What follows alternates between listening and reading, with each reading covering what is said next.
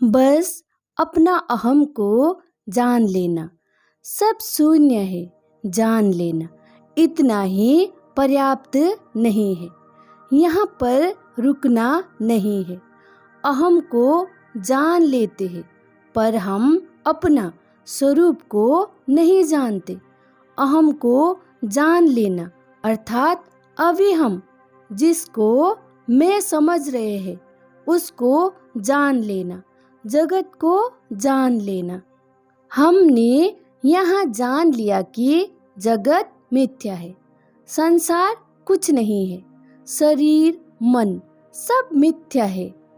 तब सभी मिथ्या है तो हम तो पूरा शून्य हो गए। फिर आगे कुछ दिखाई नहीं पड़ा। तब फिर यहाँ मैं तो डरेगा, फिर वहाँ दूसरी प्रकार से प्रकट होगा। यहाँ भी पहले का मैं ही है, इसने अपना रूप परिवर्तन कर लिया। फिर यहाँ एक तरफ से यहाँ कहता है कि कुछ नहीं बचेगा, संसार मिथ्या है, ना शरीर बचेगा ना मन, ना हमने कमाया हुआ कुछ भी चीज बचेगा, ना बाहर का ना भीतर का कुछ नहीं बचेगा। और एक तरफ से यहाँ संसार को ही पकड़ लेता है। एक तरफ से तो पता होता है कि मरना है, मिटना है, पर एक तरफ से वहाँ स्वयं को बचा रहा होता है।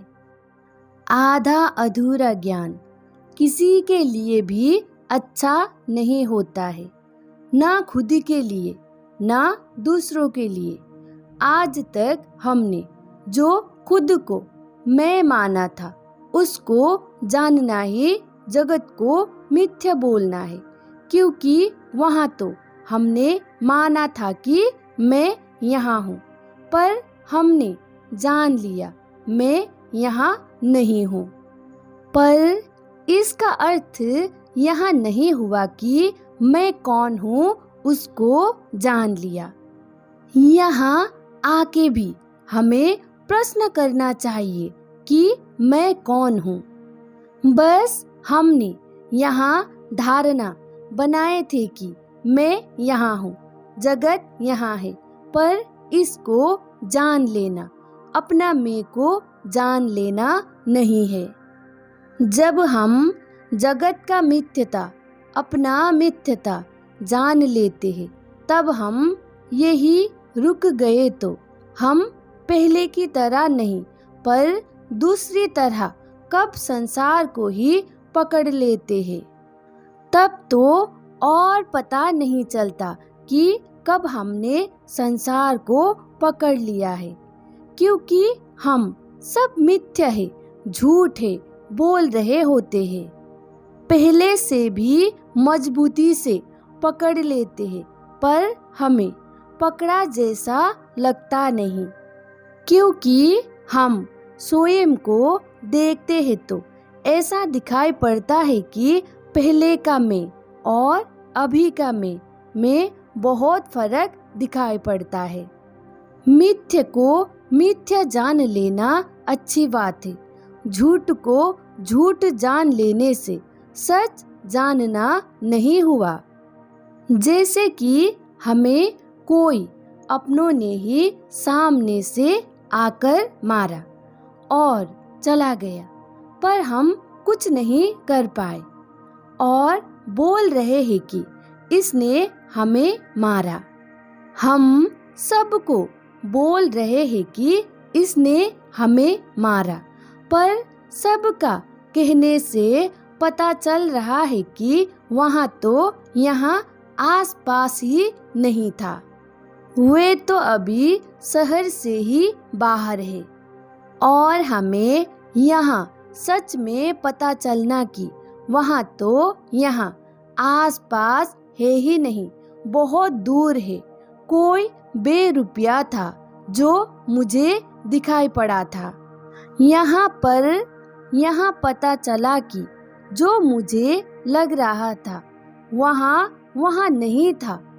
पर ये सब जानने से भी यहाँ तो पता नहीं चला कि मुझे आकर मारा किसने था।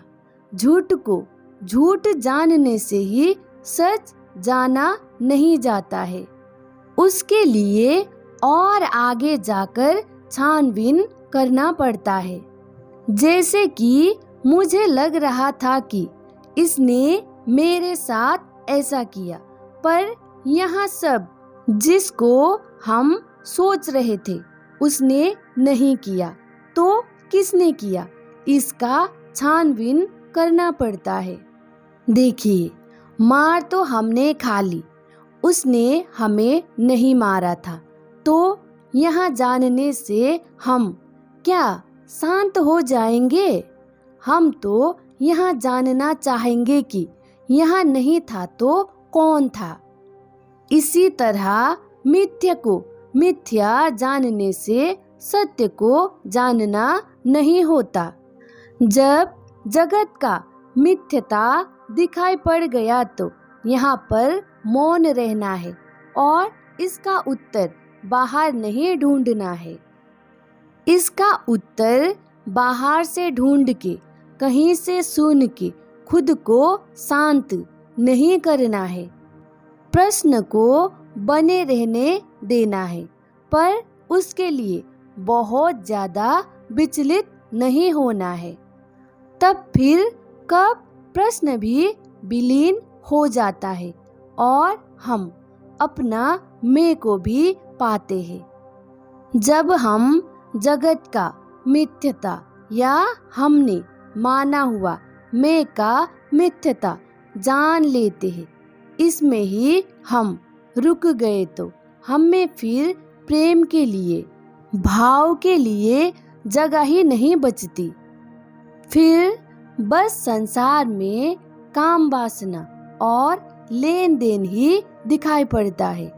पर हम आत्मा की अवस्था से देखें तो यहाँ सभी अवस्था भी उसके होने से ही है। उसमें ही यहाँ सभी अवस्थाएं हैं। आत्मा की अवस्था से देखे जाने पर ही संसार एक लीला की तरह है। नहीं तो नहीं, बस कह सकते हैं, पर वैसा हो नहीं सकता। इसलिए मिथ्या को मिथ्या जानना तो जरूरी है, और जिसे हम मिथ्या कह रहे हैं वे मिथ्या है कि या नहीं, ये जानना भी जरूरी है। और सत्य को सत्य जानना भी जरूरी है। जगत को मिथ्या जान लेने से जहाँ कुछ बचा ही नहीं, उसको ही बचा हुआ मानकर उसको ही सत्य मान लेना उचित नहीं है। जगत का जो भी पसारा दिखाई पड़ता है सब आत्मा के होने से ही है। आत्मा के सिवाय और कुछ नहीं है। जो दिखाई पड़ता है वो भी वही है, और जो दिखाई नहीं पड़ता है वो भी वही है। कोई ऐसा भी बोल सकते हैं कि जिसको जाना ही नहीं जा सकता उसको जानेंगे कैसे। उसको जानने का अर्थ यह नहीं है कि उसका पूरा इतिहास, रंग, रूप, आकार, गुण जानना है, यह नहीं है, पर उसके होने के अनुभूति से हम गुजर सकते हैं। उसके बारे में हम कुछ नहीं बता सकते, यह बात सच है, पर उसके होने के अनुभूति से हम गुजर सकते हैं। क्योंकि जो अहम है, जो मन है, उसका भी स्रोत तो आत्मा ही है।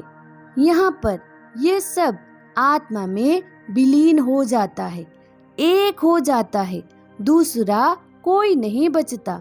अनुभव करता और अनुभव भोगता एक हो जाता है।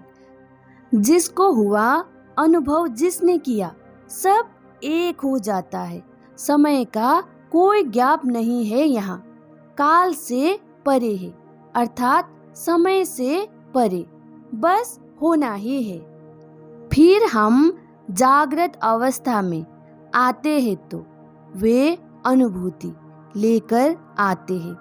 इसको हम नाम रूप आकार तो जान नहीं सकते, पर इस प्रकार से हम अनुभूति से गुजर सकते हैं।